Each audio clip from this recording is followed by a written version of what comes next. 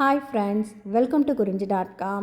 குழந்தைங்கள்லேருந்து பெரியவங்க வரைக்கும் எல்லாருக்குமே சாப்பிட கொடுக்குற மாதிரி ரொம்ப டேஸ்டியாக நம்ம வீட்டில் இருக்கக்கூடிய பொருட்களை மட்டுமே வச்சு செய்யக்கூடிய இன்ஸ்டண்ட்டான ஒரு ஸ்வீட் ரெசிபி தாங்க இன்றைக்கி நம்ம பார்க்க போகிறோம். இது பாருங்கள் எவ்வளோ ஃப்ளஃபியாக இருக்குன்னு. சாப்பிட்றதுக்கும் ரொம்ப சூப்பராக இருக்கும். கொஞ்சம் கூட எண்ணெய் இழுக்கவும் இழுக்காது. அதே சமயம் இது பார்த்திங்கன்னா சூடாக சாப்பிடவும் நல்லாயிருக்கும். ஆறின பிறகு சாப்பிட்றதுக்கும் நல்லா பஞ்சு மாதிரி செம்ம டேஸ்ட்டாக இருக்குங்க.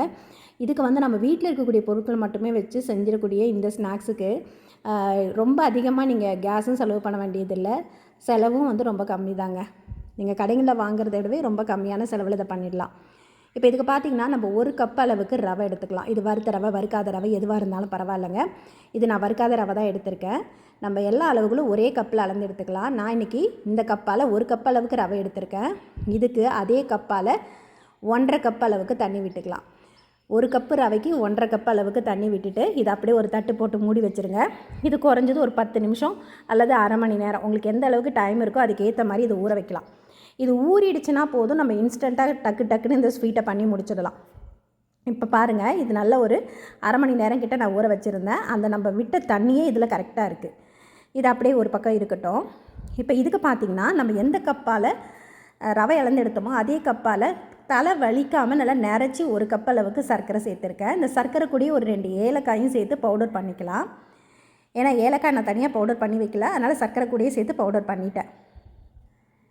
இந்த மாதிரி சர்க்கரையை நம்ம பவுடர் பண்ணி சேர்க்கும்போது சீக்கிரமாக நமக்கு கலந்து வந்துடும். அங்கங்கே திட்டாக இனிப்பு தெரியாமலும் இருக்கும். இது மேலே ரொம்ப ப்ரௌன் ஆகாமலும் இருக்குங்க அந்த மாதிரி பவுடர் பண்ணி சேர்க்கும்போது.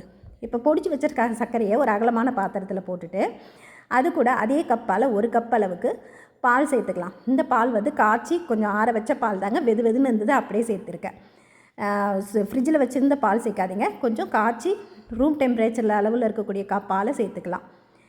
இப்போ அந்த பாலை சேர்த்து நல்லா சர்க்கரையை கலந்து விட்டுட்டு அதுக்கப்புறம் அதே கப்பால் 2 கப் அளவுக்கு மைதா மாவு அல்லது கோதுமை மாவு எது வேணால் சேர்த்துக்கலாம். நான் இன்றைக்கி கோதுமை மாவு தாங்க சேர்த்துருக்கேன்.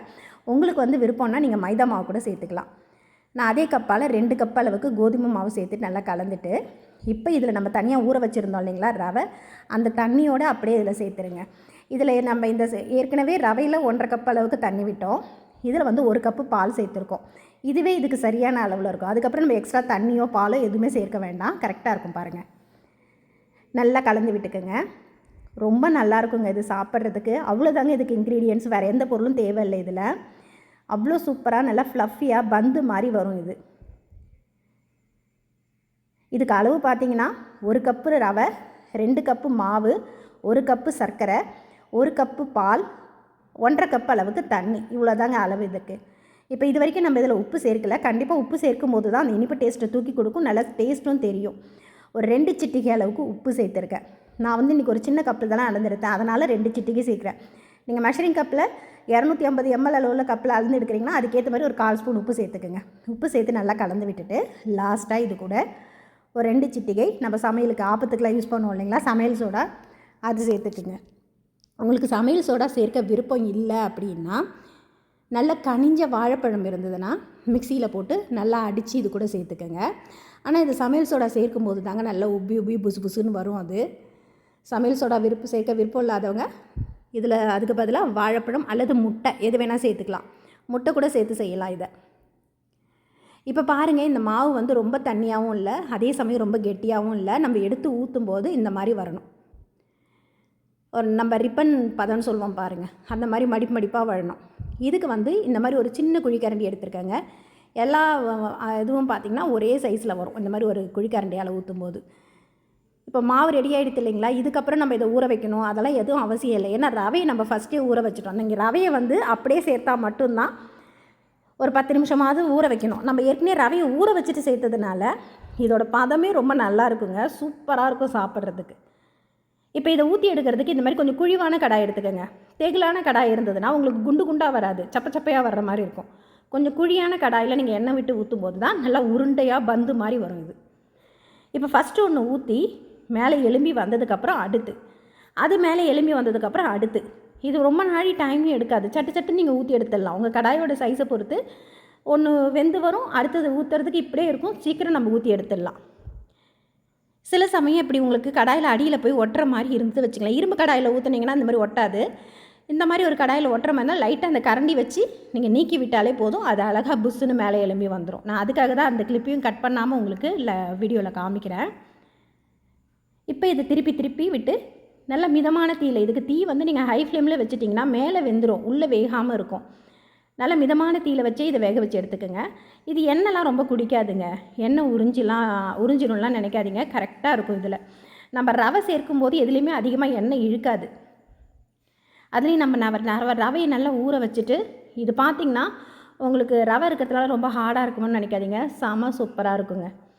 இப்போ இது பாருங்கள், நல்லா 2 பக்கமும் ஒரு பொன்னிறமாக வெந்திருக்கு பாருங்கள். இதே நீங்கள் மைதா மாவு சேர்த்திங்கன்னா இன்னும் கூட கலர் வெள்ளையாக வரும். நான் வந்து இன்றைக்கி கோதுமை மாவு சேர்த்ததுனால இந்த கலரில் இருக்குது. நம்ம வீட்டில் இருக்கக்கூடிய பொருட்களை வச்சு சட்டுன்னு செய்யக்கூடிய ஒரு ஸ்நாக்ஸு, டேஸ்ட்டு அட்டகாசமாக இருக்குங்க. இப்போ இந்த மாதிரி நம்ம ஊற்றிட்டு வேகிறதுக்குள்ளே அடுத்தது எடுத்துகிட்டு அடுத்தது ஊற்றிக்கிட்டே இருப்போம். நம்ம விட்ட எண்ணெய் அப்படியே இருக்குது பாருங்கள், இது எண்ணெயும் உறிஞ்சாது, நல்லா டேஸ்டியாக இருக்கும். இந்த ஸ்நாக்ஸ் பார்த்திங்கன்னா நீங்கள் சூடாக சாப்பிட்றதுக்கும் ரொம்ப நல்லாயிருக்கும், ஆறின பிறகு சாப்பிட்றதுக்குமே அருமையாக இருக்குங்க. எப்பயுமே ஒன்று ஊற்றி அது மேலே எலும்பி வந்தது உடனே அடுத்தது ஊற்றுங்க. இப்போ திருப்பி போட்டுட்டு அந்த இடம் காலியாக இருக்குது இல்லைங்களா, எண்ணெயில் அடுத்தடுத்து நீங்கள் இந்த மாதிரி ஊற்றிக்கிட்டே இருக்கலாம். பாருங்கள், ஒன்று நல்லா குண்டாக பந்து மாதிரி வந்திருக்கு பாருங்கள். சாப்பிட்றதுக்கு ரொம்ப ரொம்ப நல்லா இருக்குங்க. கண்டிப்பாக இந்த ரெசிபியை ட்ரை பண்ணி பாருங்கள். கடைங்களில் நம்ம இப்போல்லாம் வந்து வடையோ பஜ்ஜியோ எல்லாமே வந்து சிலிண்டர் விலை ஏறினதுனால ரேட்டும் அதிகங்க. நம்ம வீட்டில் இருக்கக்கூடிய பொருட்களை வச்சுக்கிட்டே ரொம்ப சூப்பராக அதை செஞ்சு முடிச்சிடலாம். இப்போ நான் வீடியோக்காக உங்களுக்கு ஒரு 2-3 ஊற்றுறேன். நீங்கள் வந்து கடாயில் ஒரு 4-5 கூட ஊற்றி சட்டுன்னு வேக வச்சு எடுத்துடலாம். அந்த ஒன்று வெந்து மேலே எலும்பி வரணும், அவ்வளோதான். அடுத்தது நீங்கள் ஊற்றணும்.